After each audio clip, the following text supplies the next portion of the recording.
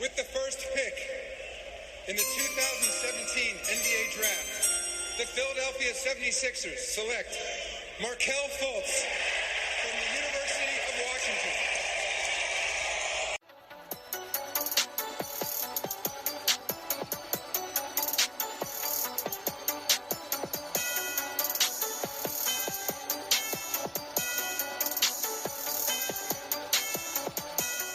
It is that time of the week again.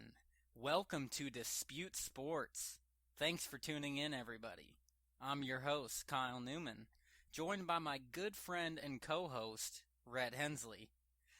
On today's show, we will recap the NBA Draft and discuss the latest NBA offseason news. Good morning, buddy. How are you doing today? I'm doing great. Woke up from a well-rested sleep and ready to get the show started. What about you? That's rare for you. A well-rested sleep where you get to actually sleep in a little bit. I did. I love it. That's great. What about you, Kyle? I'm glad to hear that. Hey, I'm Did you doing just get off great. work? Yeah, I did. Just a couple of hours ago. I worked all weekend, and I'm a bit tired, but always time for Dispute Sports. And there's I love it. quite a bit, Rhett Hensley, that happened this past week in the NBA. And kicking it off is that NBA draft. And that was as predicted for a lot of people. You went out on a limb, which was a little bit of a stretch. I don't know you were just wishful thinking or what, but gosh. you sure went out on a limb, and, well, let's get right into it. The 2017 NBA Draft took place this past Thursday, and it was a dandy. We have a lot to discuss with it, Rhett. We're going to talk who were the biggest winners and then the biggest losers, and kind of just give our insights and talk about our Pacers picks. See how we thought Indiana did. So, number one pick, Markelle Fultz to the Philadelphia 76ers via that trade they made with the Celtics, swapping the first and third pick. Sixers decide to take Fultz. Rhett, first question I have for you. Was it a good move for them? Yeah, I think it's really what they needed. They're going to need a point guard going forward. Joel Embiid, he's pretty hyped. I guess that he's just blowing up Markelle Fultz's phone, which, I'm excited for the 76ers. I actually want to go and watch a game for them. I think that this is actually going to boost them up, and I'm excited to watch them. Well, I think it's an interesting situation for the Sixers. Last week on the show with Logan, we talked about this, and he made that bold prediction that the Sixers are making the playoffs this year. And I could see it. At first, my initial reaction was, that's preposterous. And the more I thought about it, and of course on that show I said I could see it happen if they were healthy, the more I've thought about it this week and then after this draft, the more attainable it really is for the Sixers. This was a team that went from 2 years ago only winning 10 games to last year winning 28 games. So you figure if they, with this new young prospect that they're getting in Fultz, if they can win 15 more games, find themselves in the playoffs, and the East, as we know, is weaker than the West. So maybe it won't even take 15 more games to get them into the playoffs. And, they haven't even fully had their pieces put together yet because they have a lot of money left to play around with, and they could sign a good player for sure and definitely put them over the edge. But the question will be, will that team stay healthy? And that's the one question mark for me. I just don't see it. I don't see it right now. Embiid concerns me more than Simmons, but I don't see them being fully healthy. And the thing is with this team, they have a lot of good young talent, but they still don't have that star player, that veteran. And I think that that's why I would pump the brakes a little bit on Logan's bold prediction about them making the playoffs. Is it attainable? Yes, because of the East being weaker. I don't know how sold I am on that story for them.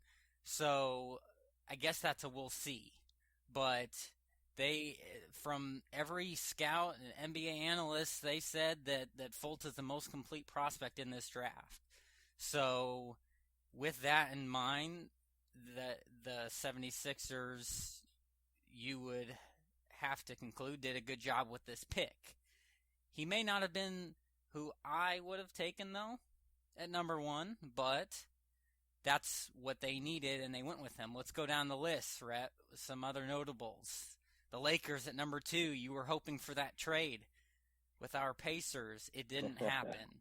It didn't and happen. The Lakers took who the Lakers were expected to take, and that was Lonzo Ball out of UCLA. Don't forget about taking LeVar Ball, too. He's part of the package. That's right, he is. And if I don't know if you saw in that press conference, Magic Johnson putting a little pressure on the young fellow. It was very interesting. Basically saying, you see those jerseys up there? Yeah, hopefully one day Ball will be up there on the back of one as well.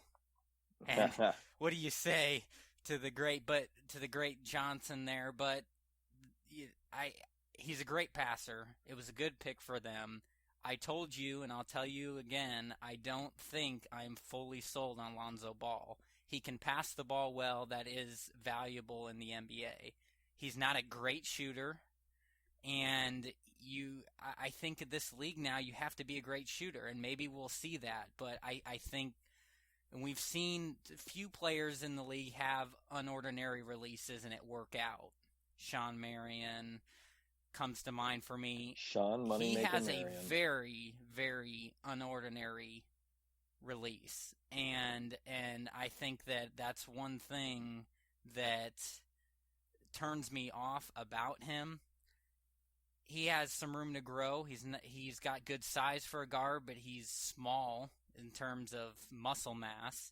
But I don't know. I would have gone with a different player if I were the Lakers, but they went with him at 2. Well, funny story before the draft. We were trying to recreate Alonzo Ball's horrible-looking jump shot. And is that right? Logan could not do that very well. Yeah. His shot is crazy looking. And yeah, it is. He makes it work for him, though. In college, it worked for him for 1 year. I wonder, will it work in the NBA? Yeah. I just don't know. And hey, if he ends up being a great passer, so was Magic Johnson. He could obviously score like crazy too and handle the ball.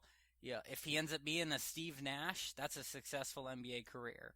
So I don't think he's going to be as great as everybody thinks he will, but I think he will be a good player. I think he can have, if he stays healthy, a long career. But I think he'll be a good player. That's how I see him fitting in there in LA. I don't think he's the next Magic Johnson. Let's put it that way. And a lot of people are putting those expectations Kyle, on him. Okay, yeah, Magic Johnson, he's definitely not going to be the next Magic Johnson. But with that being said, Kyle, do you think that the Lakers will make the playoffs this coming season? I do not. All right. Not only will they not make the playoffs, they won't even be close to making the playoffs. All right. I'll even make this prediction. The Sixers will be closer to making the playoffs than the Lakers. Okay, then if you're making predictions, will we have another Ball on the Lakers next season? Will they be getting another draft pick? No. They won't. That's my prediction right there. I quite honestly, I don't see his brothers being as good as Lonzo Ball is. But that we will see. Tell that to the daddy. Yeah, well, oh boy, that's another debate for another day with that man and his shenanigans. But let's move on. The third pick, which the Celtics traded with the Sixers. Celtics land that third pick, and they picked Jason Tatum from Duke, small forward.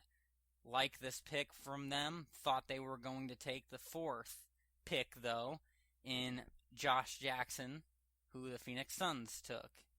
Also small forward.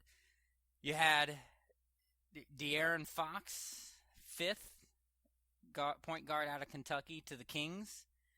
And then you had, we'll go through the first 20 picks or so, Rhett, because we have to get past our Pacers at 18.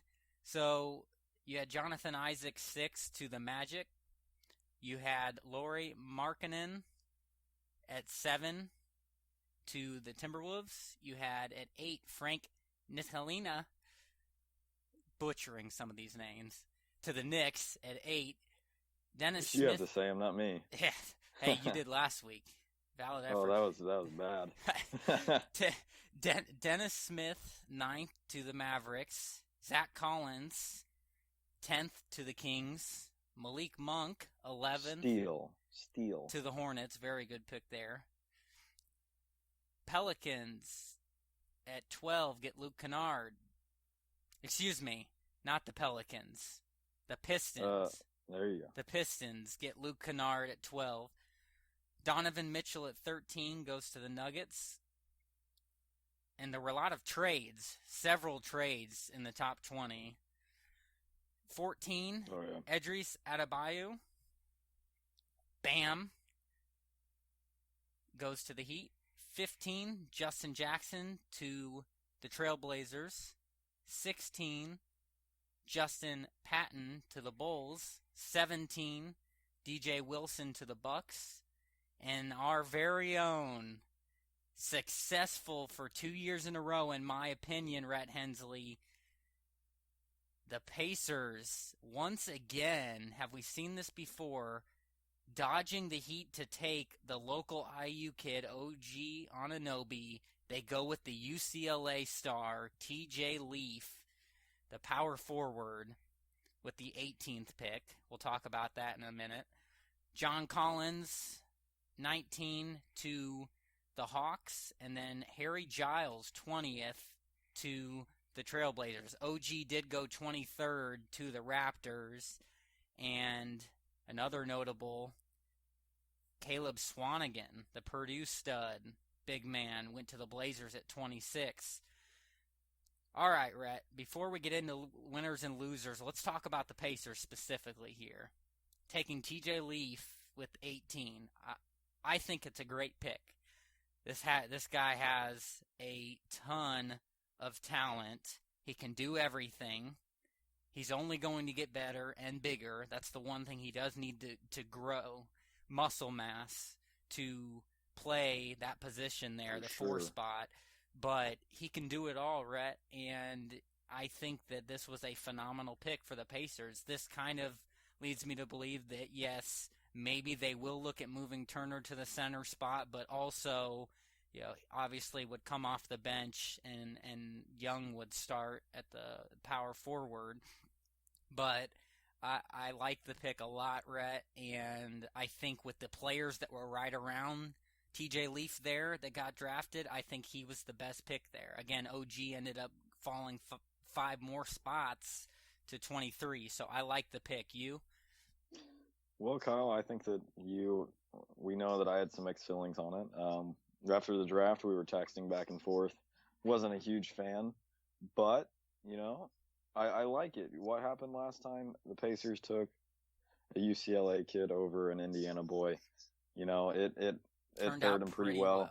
I wanted OG Anunoby, but we didn't take him, and we will see how he does with the Canadians for sure. But TJ Leaf, I'm jumping on board with him. I will back the Pacers on it for sure.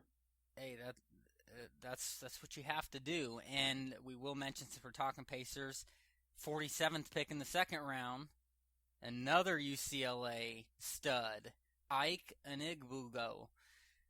Butchered that again. Did we just jump on the bandwagon for UCLA or what? 2 teammates, the big man on campus there at UCLA, drafted by the Pacers as well. And I like this pick as well. We're going big men. I will say, Rhett, it surprised me a little bit that we did not take a small forward with the Didn't like that part. with the understanding in a lot of people's minds and Paul George's own words that he will be leaving at least after next year. So I was a little surprised at that.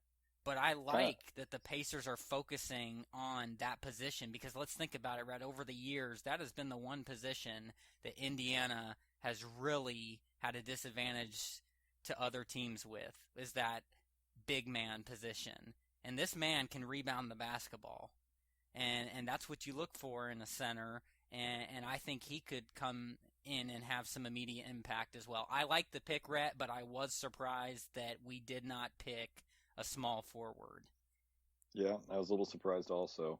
And, it kind of leads me to believe that they have better plans with Glenn Robinson III and potentially a draft, or not a draft pick, but a trade for Paul George, because something will have to be filled in that spot when Paul George leaves. Because, let's leave it. I mean, Glenn Robinson III is not going to fill that starting role right now. No. And I like Glenn Robinson. And I love Glenn Robinson. And right now I think that he's a phenomenal backup. Agreed. So let's talk winners and losers. Rhett, who is your biggest winner in this draft? My biggest winner? Honestly, I think that the Suns with Josh Jackson, I think that they got a steal. He reminds me of Andrew Wiggins so much, and he's just explosive. I'm actually looking forward to watching the Suns this coming season, along with the 76ers. Honestly, it was just a phenomenal draft with the players that are coming into the NBA. I'm going to be looking forward to watching all of them, except the New York Knicks, because I don't like Phil Jackson anymore. Yeah.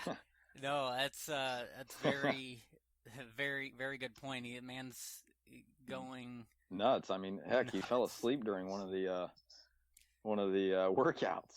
Gosh, maybe time for the man to walk away from the game. But I can respect that, Rhett. They did do well. I'm at a crossroads here. I'm going to say, as far as the draft picks, Team is different. Yes, it is. As far as the draft picks, I think that the Sacramento Kings did the best.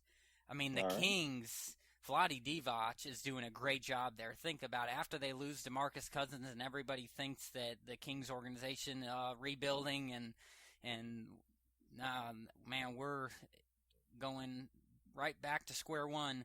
Well, he comes out and he drafts De'Aaron Fox, a stud point guard, who's I think will be a star in the league. Then he drafts Justin Jackson, a national champion, heck of a shooter from North Carolina. And then he drafts Harry Giles, who, before his injury at Duke, he was the number one player in the country. So that unbelievable draft picks from the Sacramento Kings. And you add those players to a team that has a couple real young talented players as well in Buddy Hield and Skal Labissiere. I like where the Kings are at, and they have a couple. They have several key role players, couple veterans in there, but I think they took a huge step in the right direction in a tough West. I think the Kings draft wise are my biggest winner. Okay, so before the loser, I will say though, the next biggest winner as far as not draft picks, but what they did with trading their pick to get Jimmy Butler is the Minnesota Timberwolves. This team might have just put themselves in the playoffs this next year. Getting Jimmy Butler, trading the 16th pick, Chris Dunn and Zach LaVine. They lose some assets there for sure, but they gain a superstar in this league. You're talking about adding a superstar to an already incredibly talented team that they have. Young team. Very young team as well. The sky is the limit for this team. I love what the Timberwolves did in that trade. So they're my next biggest winner outside of draft picks, getting that trade for Jimmy Butler, which nobody saw coming. Rhett, Tom Thibodeau that was has incredible. pretty well just said F you guys to the Bulls and is just going to create probably one of the top teams in the East moving forward in the next coming years, for sure. For sure. Oh, yeah, no doubt about that at all. All right, Rhett, finally, your biggest loser in this draft. Biggest loser, I think it would have to be going a little bit farther down. And that's going to be probably pick number 10, Zach Collins. I know that you like him, Kyle, but I think that he's going to need a little bit more size. He's got he's got nice jump shots, but he's going to have to bulken up, kind of like the Indiana Pacers draft pick, in my opinion. Both of them will need to get a little bigger. For Zach Collins, he's going to need to. I just don't see him transitioning that well into the NBA with his size. Yeah, no, I can see where you're have coming a little from. Bit of concerns with that one. I can see where you're coming from with that, but I actually am going to disagree with you. I like Zach Collins. Not many people think he should have been a lottery pick, but that's because I think a lot has to do with because he played at a mid-major school at Gonzaga. This is a guy who bulk up a bit. He has incredible down low post. Yeah, he surprised me. Moves, and I think that tournament. he will be good. Yeah, no, I think that he will end up being a very productive big man. So, but I can see where you would have thought that they might have been a and loser for a lottery taking pick. him ahead of a player like, well, Malik Monk, who went next. So, Kyle, what about you for your biggest fail of the NBA draft? No doubt about it in my mind, the biggest fail has to be the Chicago Bulls. The Chicago Bulls and their poor fan base are pretty much crying right now. Because, again, I don't think anybody expected Jimmy Butler to be traded, certainly that quick. And really, Rhett, they did not get a lot in return for him. People were crying in the stands. Yeah, no, no, seriously, their fans, I mean, they realize, wow, they are going back to full rebuilding mode, and they'll have a lot of cap space, yes, and it'll be interesting to see what happens with Rondo and Wade now, but so they still have a couple good veterans on that team, but the fact of the matter is they lose Jimmy Butler, and in the trade, they do get a couple good players. I like Zach LaVine, so I do think that is a good player that they get in that trade. But he's a very athletic player, but he's not the best when it comes to shooting. He's very streaky. Yes, exactly, and you're right. And he's not the key thing is he's not the next Jimmy Butler. And, exactly. And I think that was the biggest reason why I think that they were a fail. Chris Dunn, nice young player too, but I don't. Again, for what you're getting for losing Jimmy Butler, I just don't think that was good. And then they draft Lauri Markkanen, where again I think he can be a good player, but we're talking about you cleaned house basically with Jimmy Butler. I see it as a big loss. The Chicago Bulls I do not think did good in this draft and are clearly going back to square one. Yeah, I can agree, Kyle, for sure. Yeah, definitely going with they could be in the top two, Kyle. I like that. But moving forward, will they buy out Dwayne Wade's contract and fully go into rebuild mode? Well, that's the real question. Let's talk about it, because now we are transitioning into our final segment, and that is NBA offseason news. What's the latest? Trades, rumors, etc. Let's start there, Rhett, because that is going around. What's going to happen with now Dwayne Wade and Rajon Rondo? What do you think? I'm hearing that people are thinking that they're going to get bought out of their contracts. If that does happen, I can already tell you where Wade's going. I can tell you where Wade's going, but Rondo, I think that's going to be a very interesting one. Rumors have had it. The Pacers are interested Rumors have in him. it. A rumor has it. Oh gosh, but Pacers have some interest in him. The Cavs have some interest in him. A lot of teams are going to have interest in these two players. But moving forward, I think that the Cavs will have a phenomenal chance of signing Dwayne Wade if he does get bought out of his contract. Yeah, I can tell you right now that I definitely think one of those two players is gone this offseason. And I think losing Jimmy Butler is probably icing on the cake for them. Oh yeah. I mean, it really hurt that organization. Now there were some rumors that they weren't getting along that well, and so maybe they will stay. But I don't think that they believe now that there's enough talent there for them. Look, those players, they want to be on a team that can contend for a title or make a run in the playoffs. They don't want to be on a team that's rebuilding. So No.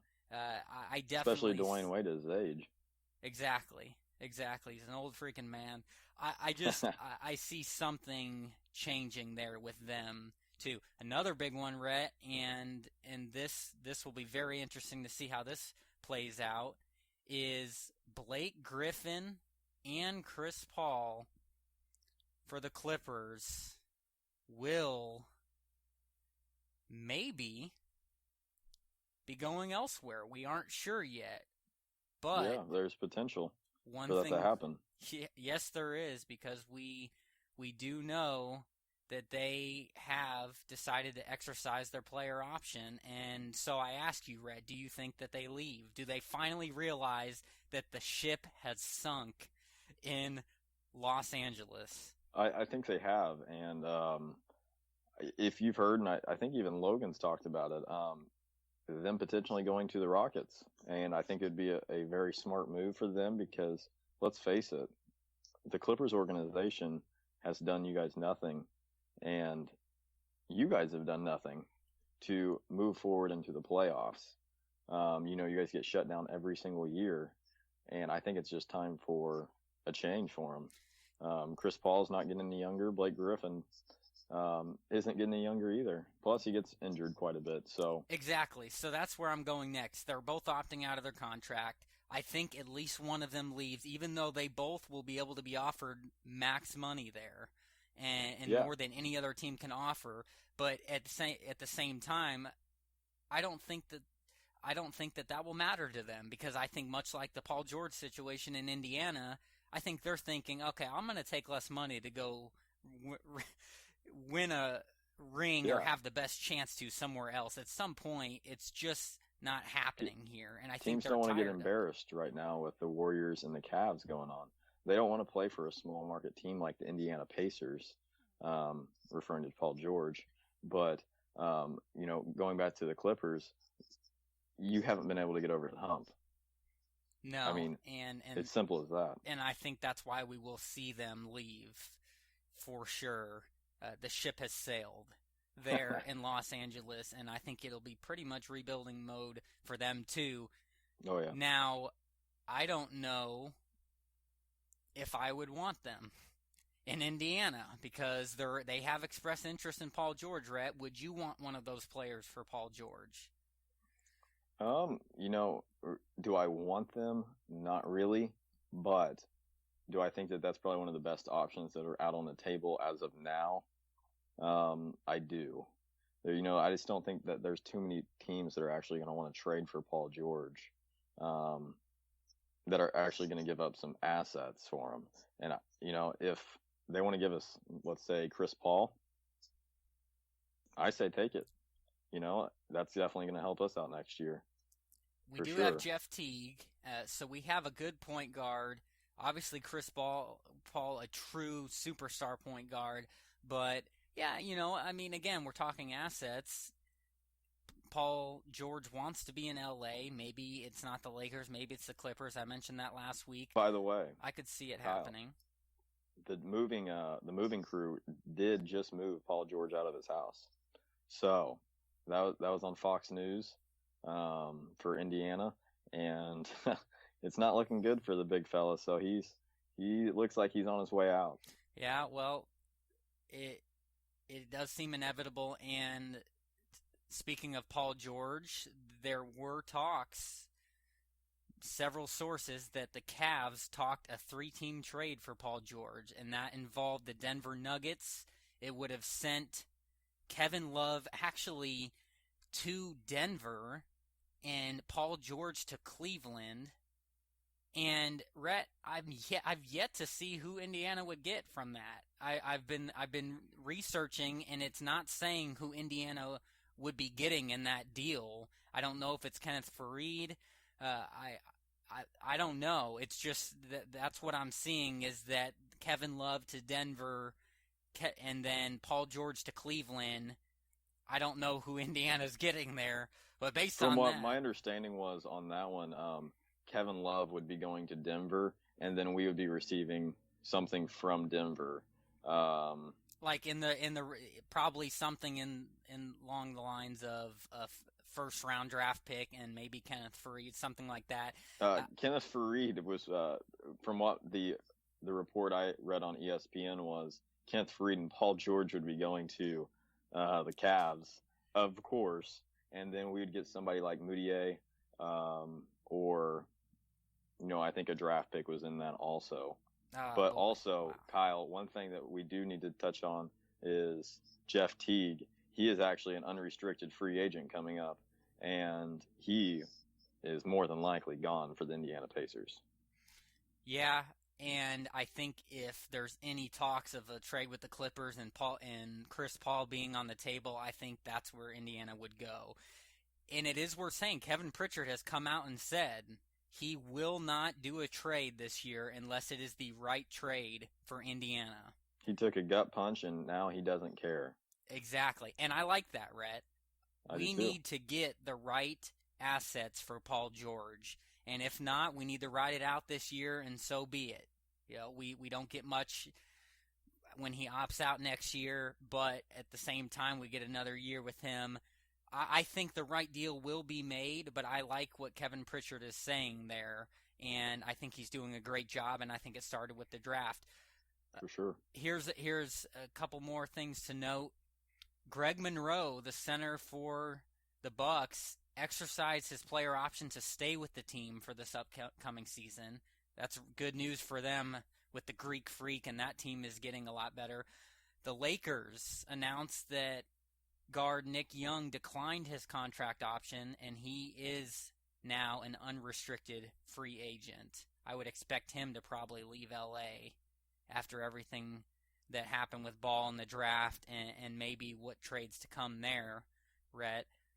But aside from that, Aaron Aflalo was waived by the Kings, and there is some talk about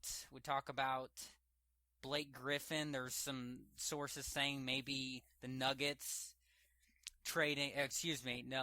the Hawks and the Clippers trading Millsap for Blake Griffin. So there's a lot of teams interested in that. We've talked, Rhett, about the interest for the teams that are interested in Paul George. That still remains to be seen, but free agency officially begins this Saturday, July 1st. And Rhett, I would expect things to move quickly. I think we're going to see spicy. I think we are going to see some hot moves fast. And I do want to mention this, Rhett, as a final wrap-up here. What do you think about the possibility of Chauncey Billups taking a front office role with the Cavs? I personally like Chauncey Billups, and I think that now that I know nothing, I don't know if he's going to be the right person for the job because I don't know his background on any of that. But as being a player and seeing it like firsthand, I think that he has the experience on that part of it, with getting the players. But with that being said, LeBron James was not happy with that, with the firing of David Griffin. So No, he wasn't, and it will. Dan Gilbert said he did not consult LeBron with this move, which is understandable. I don't really expect him to, But when you have a face of a franchise and possibly actually not even possibly, the greatest basketball player in the NBA currently, I feel like you should talk to him about that just a little bit.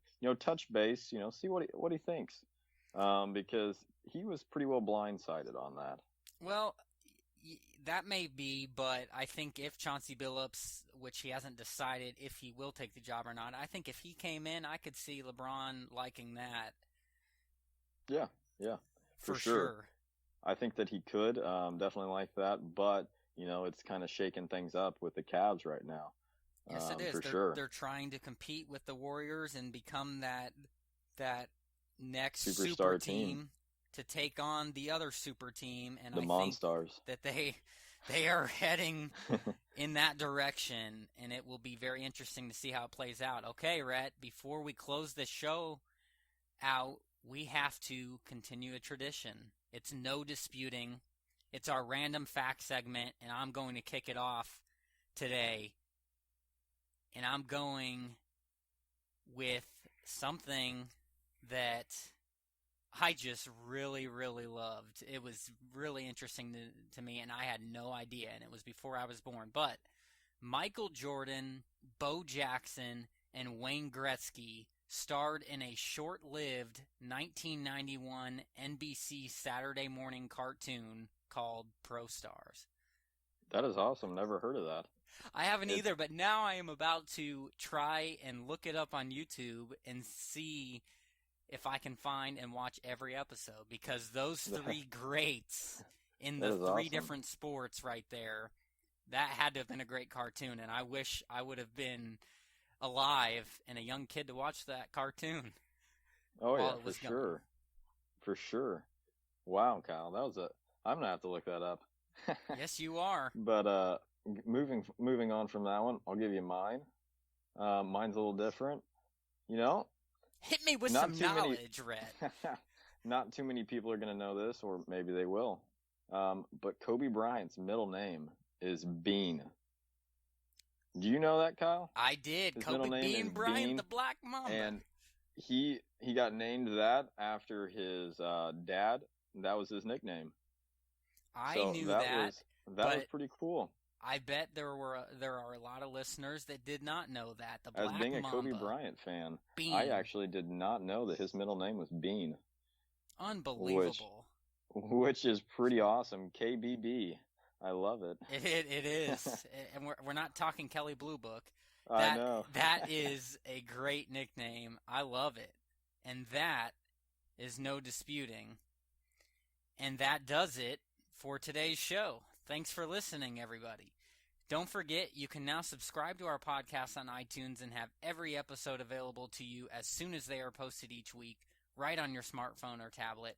You can also catch all of our podcasts on our website, DisputeSports.com. Follow us on Twitter @DisputeSports1, @Kyle M. Neumann, @Rhett Hensley, and like and follow our Facebook page @DisputeSports. Until next week, remember, Dispute Sports, anything sports, anytime, anywhere. Have a great day, and enjoy official summertime, everybody. Have a good one.